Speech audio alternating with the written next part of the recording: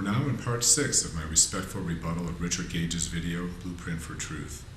I've so far offered up 99 reasons for natural collapse on 9/11. Now we'll look at Richard's claims around the pulverization of the concrete and the metal decking. In our March 6, 2011 debate, Richard said, quote, "We see a 2-story pile of debris. How many floors are found? None. What we see are core columns and perimeter columns. No concrete. Let's see if these 3 claims are true as we go along." Now the view of the thick dust clouds blanketing lower Manhattan are horrifying. When the Twin Towers collapsed, 220 acres of gypsum, concrete, and even some metal decking were ground into dust.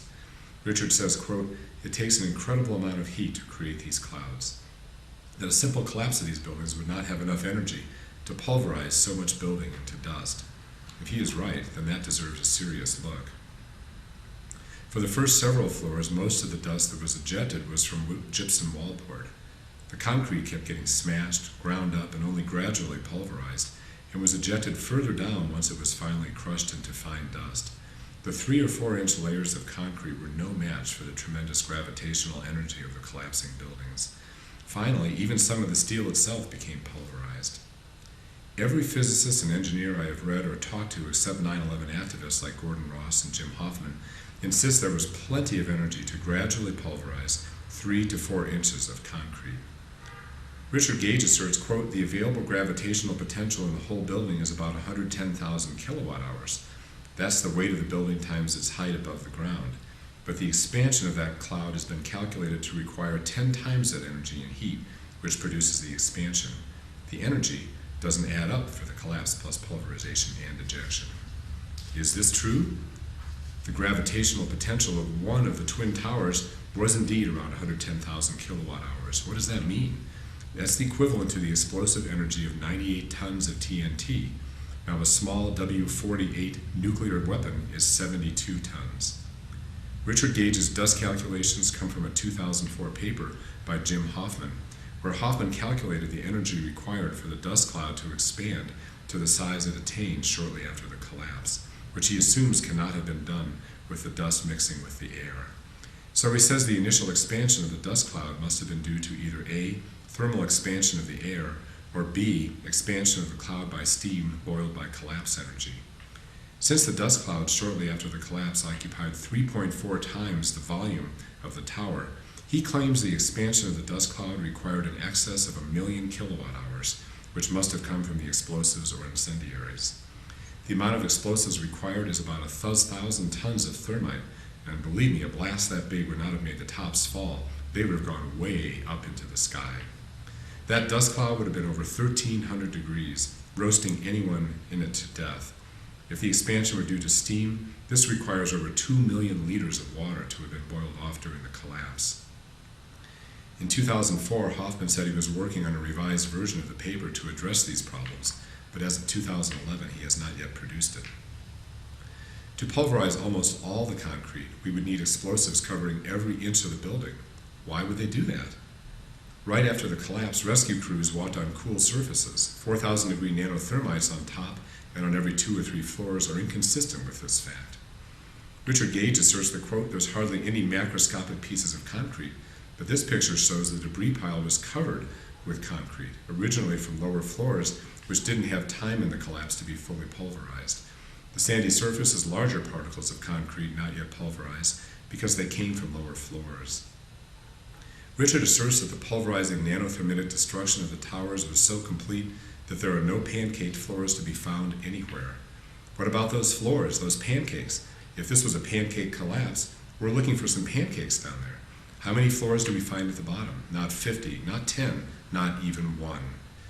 Well, actually, here is a firefighter's photo of 20 pancake stories from an FDNY website, corroborated by several first responders. Quote, "My gang cut away a section of a wall. We counted 14 floors compressed into 8 feet. That's ironworker Terry Strobel talking to PBS in a show called America Rebuilds. Another quote, 2 weeks after 9/11, engineers Pablo Lopez and Andrew Pontevorco are walking into the basement sublevel at the ruins. They discover a solid rock-like mass where the basement levels of the tower had been and see the recognizable traces of 20 floors, very much like geologic strata, revealed by a road cut compressed into 10-foot vertical span. Nothing between the decks was recognizable except as a rocky, rusty mishmash. That's James Glantz and Eric Lipton in 102 Minutes. And I'm not sure, but I wonder if this picture on the lower right from Richard Gage's own video is actually another example of pancaked floor layers. Richard's assertion that the floors were blown apart in every direction by explosive nanothermites instead of being pancaked down in a natural collapse is flatly contradicted by photos and by eyewitness testimony. Now let's talk more about those 4,500 degree explosives. They would do a lot more than just blow the floors apart in every direction. If there were tons of super hot nanothermites, then it would have created pyroclastic dust flows of 1,400 degrees like the 2009 Indonesian volcano. Scalding dust killed people or burned their lungs, and thousands of them desperately needed ventilators. This may look like the density floor of 9/11, but at night you'll see this dust is red hot. Is there even such a thing as 4,000 degree dust? Why did the people who were covered in fresh dust and debris not have third-degree burns all over their bodies and scalded lungs? That never happened on 9/11. I hypothesized that the 9/11 dust would have been maybe 20 or 30 degrees warmer because some floors were very hot and the rest of the building dust was cool. Our March 6th debate moderator, Tom Keeley from Rule of Law Radio, was an eyewitness who got too close to the collapsing buildings. And he told me that when the dust engulfed him, it was indeed warm, but not scalding.